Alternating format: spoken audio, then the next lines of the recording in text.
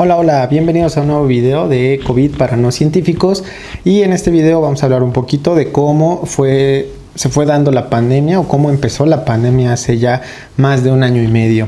Entonces quédate y pues vamos a empezar. Y bueno, todo empezó más o menos por ahí de 2019, empezó en 2019, en diciembre, y es que más o menos entre los días 8 y 14 empezaron a haber unos casos de neumonía, que en ese momento, pues de una manera muy mamadora, dijeron es una neumonía de etiología desconocida, es decir, no sabían qué estaba provocando esa neumonía.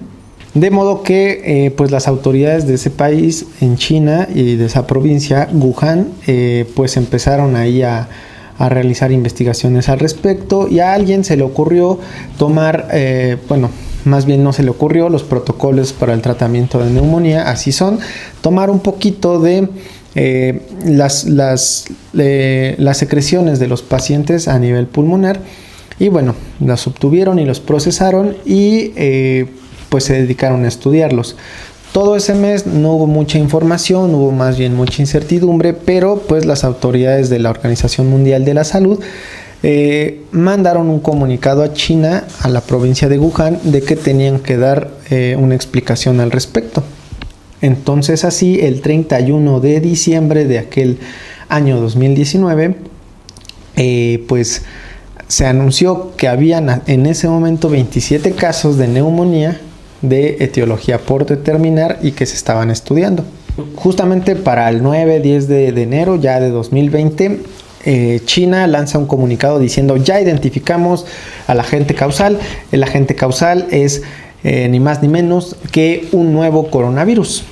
¿Cómo determinan esto? Pues de las secreciones pulmonares logran aislar al virus, y mediante unas técnicas ahí de biología molecular corren la secuencia del material genético del virus y después lo comparan. Al compararlo se dieron cuenta que tenía un montón de parecido a los coronavirus. Entonces por eso fue clasificado como un coronavirus.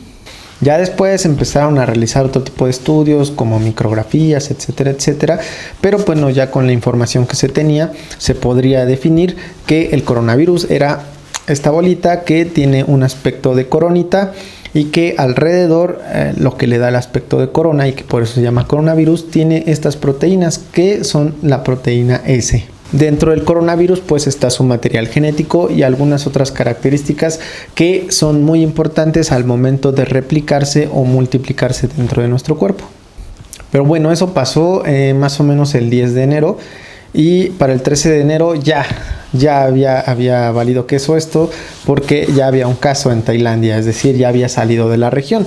En los siguientes días de enero, más o menos entre el 20 y el 29, empezaron a haber reportes de las provincias cercanas de Wuhan con nuevos casos de coronavirus.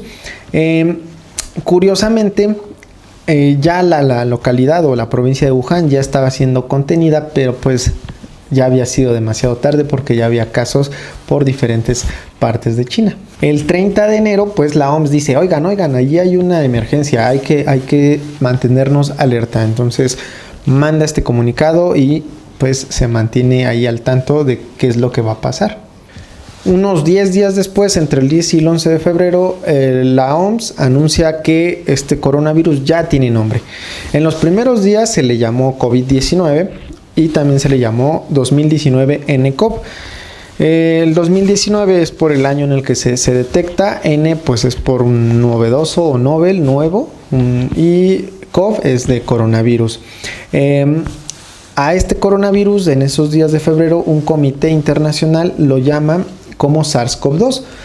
Lo llama SARS-CoV-2 porque tiene muchísimo parecido con el SARS-CoV-1.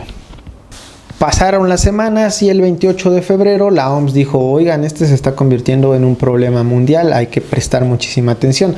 Ya había casos por muchas partes del mundo, y pues ahí se empezaba a hablar al respecto del problema que se venía. Sin embargo, en esas semanas la OMS fue bien criticada porque todo el mundo esperaba que se declarara ya una pandemia. Medios de comunicación y algunas organizaciones de salud de diferentes países ya esperaban el pronunciamiento de la OMS como una pandemia. Este pronunciamiento llegó unos días después, más o menos como por el 12 de marzo, que dicen, no, sí, estamos ante una pandemia y hay que tomar las medidas. A partir de este punto se vino todo lo demás, los aislamientos, los cortes en la economía, los cortes en los mercados, etcétera, etcétera. Entonces, a partir de ahí se vino esto que llamamos ahora nueva normalidad. El mundo cambió completamente. Y es así como se dio todo el desarrollo de esta pandemia que estamos viviendo hoy en día. Pero bueno, dejémonos ya de este contexto histórico, de cómo se fue dando, sino más bien hablemos un poquito de qué es el coronavirus. Y el coronavirus pues es este circulito. Como les venía mencionando, este circulito es una partícula viral que tiene más o menos una medida de entre 60 y 140 nanómetros. Esta bolita está rodeada por estos piquitos que le dan una similaridad a una corona. Entonces por eso se les llama coronavirus. Estos palitos son bien importantes porque este palito permite al virus infectarnos. ¿Cómo? Bueno, en nuestro cuerpo hay unas proteínas que se llaman enzimas convertidoras de angiotensina. Esta enzima, bueno, no importa el nombre, esta enzima o esta proteína lo que hace es regular algunos procesos de presión arterial y algunos procesos como de líquidos en nuestro cuerpo, y por eso está presente pues en muchas partes de nuestro organismo. Curiosamente, los pulmones son una de las zonas en las que está más abundante esta proteína. Así que bueno, esta proteína es bien importante porque lo que hace más o menos es esto. Esta es la proteína y esta es la proteína S del virus, y hacen clic. Al momento de hacer clic e interactuar, lo que sucede es que la célula permite que el virus introduzca su material genético. Al introducir su material genético, pues el virus aprovecha toda la maquinaria que tienen nuestras células para multiplicarse. Entonces empieza a multiplicarse hasta que genera una infección, que es la infección por SARS-CoV-2. Pero bueno, tenemos que mencionar que sí, los coronavirus han existido por muchísimo tiempo, y se conocen muchísimos coronavirus. Se conocen más de 100 coronavirus, de los cuales solo 7 son peligrosos para el hombre, o bueno, pueden provocar una infección en el hombre. Muchos de estos coronavirus, o varios de estos coronavirus, producen de estas infecciones respiratorias estacionales. Entonces, por eso se creyó en su momento el mito de que pues nada más iba a durar mientras estaba la época de frío, y en cuanto hiciera calor pues se iba a ceder la pandemia. Eso dijo algún mandatario.